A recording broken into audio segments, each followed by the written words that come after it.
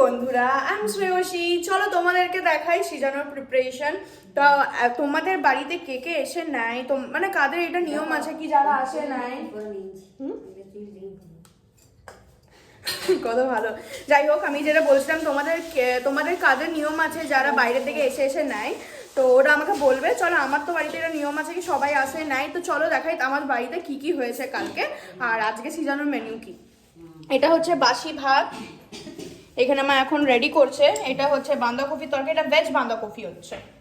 এটা হচ্ছে মাছ ভাজা, এটা হচ্ছে বেগুন ভাজা, এটা হচ্ছে শিম ভাজা, এটা হচ্ছে আলু ভাজা, এটা হচ্ছে দই মাছ, আর এটা হচ্ছে পালং শাকের তরকারি, শীষ পালং, চাটনি। এখানে কি আছে, এখানে হচ্ছে আলুর দম আছে এখানে, আর এখানে আবার আছে এই তো আমাদের সিজানো ঠাকুর। এটা হচ্ছে আচ্ছা ষষ্ঠী পাতা, ষষ্ঠী মা ষষ্ঠী, এটা হচ্ছে আমাদের মা ষষ্ঠী। আর এটা হচ্ছে মাছের ঝোল, এটা হচ্ছে ননভেজ বাঁধাকপি, এটা হচ্ছে যেটা হচ্ছে সিজানোর যে প্রসাদ, এটা হচ্ছে সেটা। চলো তোমাদেরকে দেখাই কি হচ্ছে সেটা। হচ্ছে দেখছো রোমা গোলাই সেদ্ধ, আর এটা হচ্ছে মাছের টক। তো এটাই হচ্ছে আমাদের মেনু। তো তোমাদের যদি ভালো লাগে, আর পায়েসও আছে। পায়েসটা কোথায়?